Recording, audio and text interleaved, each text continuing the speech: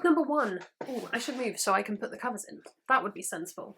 Welcome back to Dickhead Book Reviews. I'm Judith, and this is Books I Missed in 2020. I know we're still a few months away from the end of the year, and there are so many books publishing in the next few months that I am sure to miss a few more, but now that I am this close to that fabled TBR 0 moment, I'm starting to ponder what books I might like to buy when that book buying ban ends. So I've been looking through various 2020 releases list, and I've realised that while I've read quite a lot of new releases this year, there's quite a lot more that I haven't read. So here is a list of 9 books that I didn't get to and I would really like to read at some point, as well as 2 big 2020 releases that I have absolutely no intention of reading. I should say, going through this list, I was talking about things that came out much earlier in the year, so I haven't included things that I think came out in August, for example, because there's still quite a good chance I might get to that. And I feel like I might be able to squeeze it in, so maybe we'll do a second catch-up round in January and talk about the books that I missed from the last 3 months of the year. Book number 1 is Queen of Coin and Whispers. This is a queen and her spy master probably being in love, but it's sapphic? Why have I not read this yet? I know why. It's because I realised that I wanted to read it because I'd had friends who'd enjoyed it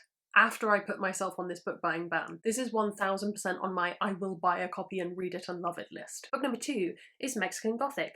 I wasn't sure about this one because I didn't love Gods of Jade and Shadow, and I know a lot of people really did. It just didn't sit right with me, but I've heard enough people rave about this book that I know I at least want to read it from the library or somewhere and decide if I want a copy for myself. Book 3 is The House in the Cerulean Sea. I'm not sure when this came out, this might be a recent release, but I hadn't heard of it at all before the Space Sirens book club, and it's the kind of cover that I wouldn't normally gravitate towards, which I think is part of why I hadn't really registered it as a new release I might be interested in. But hearing them talk about it, it sounds really sweet, it sounds good.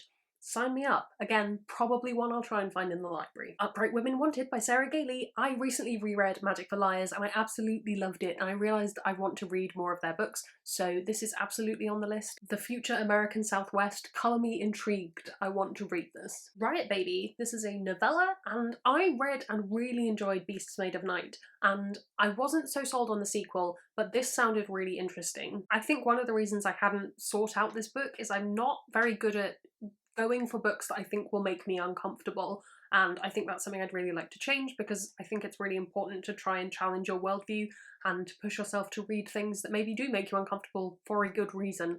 And so yeah, this is vaguely on my list. I can't remember if this actually came out this year or if it was coming up on lists because of paperback release, but The Lost Future of Pepper Harrow. I kind of forgot that this existed. This is the sequel to The Watchmaker of Filigree Street, which I read and pretty much enjoyed.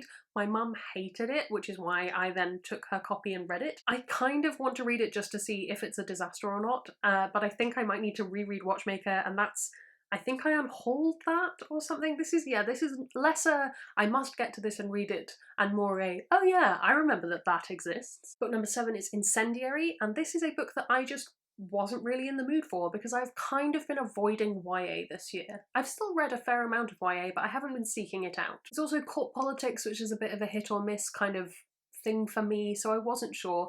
But having read the 3rd Brooklyn Bruja book, which I can't remember what it's called, Wayward Witch, I actually really enjoyed that, so I'm wondering if I should give Incendiary a shot. The Conference of the Birds. Now this is an interesting one, and I think purely speaks to my completionist tendencies because I have read all the other books in this series. I don't know why or how, but I have. These are always in my online library, so I think I probably will pick this up at some point in the future. Venom. This is the sequel to Viper that I was really excited about, but then never wanted to read, again probably because of my not being too keen on reading YA this year kind of feeling. YA Pirates, I'm interested in it, and I know other people who've read it and really enjoyed it, and I'd like to get back on the bandwagon, please. That's a quick whiz through 9 books that I feel like I missed, and I need to find them and obtain them and read them in some way, shape or form, be that through the library audiobook or buying them physically. The 2 big releases from 2020 that I have absolutely no desire to read are as follows.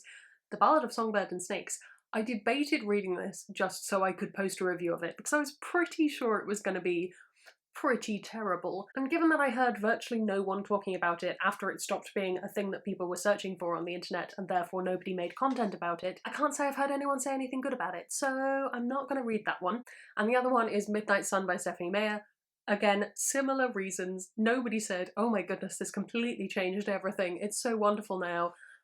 And also I read the original leak of Midnight Sun and I just remember laughing at it hysterically. So while it could be fun to read for nostalgia and or funny reasons, I don't think that's a good reason to add another book to my list. Are there any other 2020 releases that you think should go on this list, particularly if you know what I've read this year? If you've got no idea, comment below and I'll tell you if I've read it or not. Are there any books on this list that you think actually no, maybe don't bother with that one, it's not as good as you think it's going to be? That's fine too. And also, you know, let me know how many of these you've read. I'd love to hear your thoughts. You can also, while you're down there commenting, you can follow me on all of my social media, you can subscribe because it makes me feel loved and appreciated. That's all from me and I will see you in the next one. It's gonna be some bloopers now. Doo doo doo.